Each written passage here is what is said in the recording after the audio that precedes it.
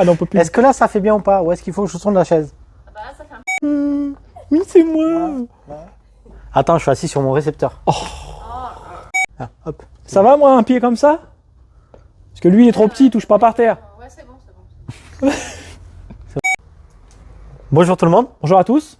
Donc, bienvenue dans ce nouveau numéro de l'hebdo d'Eric Hugo.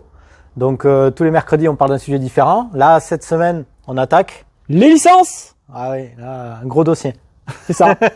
Donc, quand on commence au niveau loisir, on fait comment? Niveau loisir, on a la possibilité de prendre une assurance avec Assure ton sport. Assure ton sport qui a été créé par un ancien pilote de motocross avec plusieurs options disponibles. La première, c'est la 5,80 € où on a une assurance à la journée. La deuxième à 18 € avec un peu plus de garantie.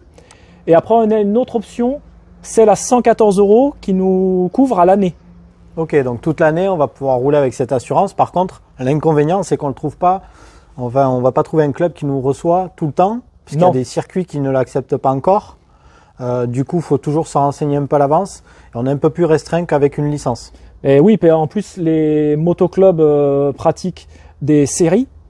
Donc, on ne peut pas toujours rouler avec les licences FFM.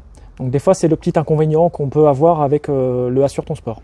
Du coup, si on veut être tranquille, on prend une licence.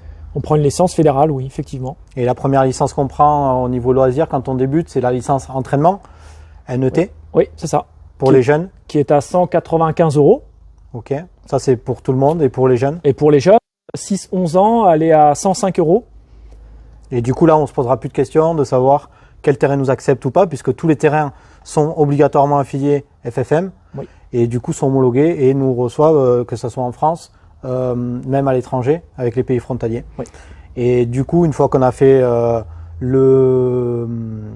l'essentiel de la démarche d'aller vers un motoclub, par exemple, pour prendre une licence, oui. on a pris la licence d'entraînement, je veux passer le cap. Comment ça se passe du coup pour aller sur une compétition? Alors, pour aller sur une compétition, il faut passer son CASM. Donc le CASM qui est le certificat d'aptitude au sport motocyclisme, qui se passe avec un éducateur en début d'année, souvent, pour pouvoir justement prendre la licence compétition juste après. Oui, alors avec ce CASM, vous avez passé une demi-journée avec un éducateur, par exemple comme moi, où on va apprendre l'essentiel de tout ce qui est sécurité sur un terrain. Les drapeaux, manier sa moto, les comportements à avoir, comment s'organise une course, c'est important de le savoir aussi pour pas être perdu. Du coup, ce CASM, une fois qu'on l'a, on le passe à partir de 11 ans pour les plus jeunes qui veulent vraiment faire de la compétition, et s'il y a un équivalent qui est le guidon, qui va être quelque chose de plus ludique, un peu plus allégé, on va dire, qui va être plus adressé à des enfants. C'est ça. Donc, une fois qu'on a le CASM, qu'on a le guidon, on passe la licence. On passe la licence, effectivement, et après, une fois qu'on a sa licence compétition, qui vaut 290 €, après, à cela, il faut rajouter une cotisation, souvent pour le club, ouais. Qui est compris entre 40 et 60 € pour la plupart.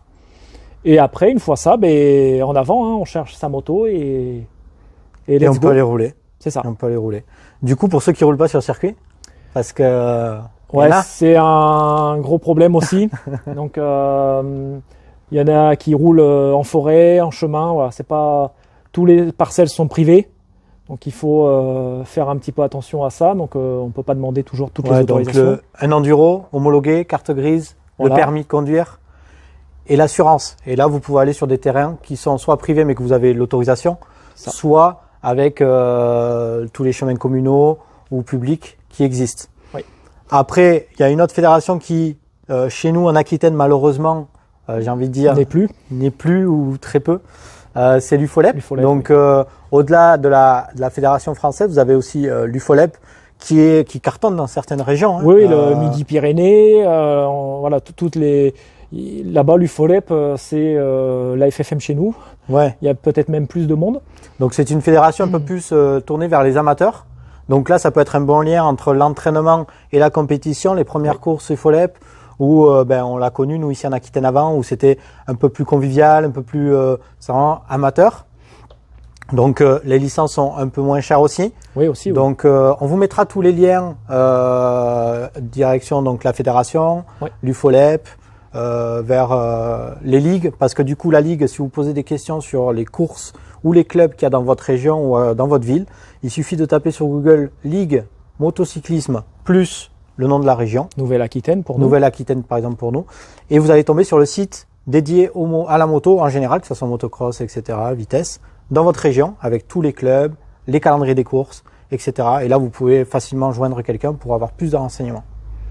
Donc Voilà. du coup, on a fait le tour à Je peu pense près. qu'on a tout dit, hein, et Et puis on se donne rendez-vous la semaine prochaine, c'est ça pour un nouveau nouveau numéro. hebdo de Eric et Hugo. Allez, À la semaine prochaine. à la semaine prochaine.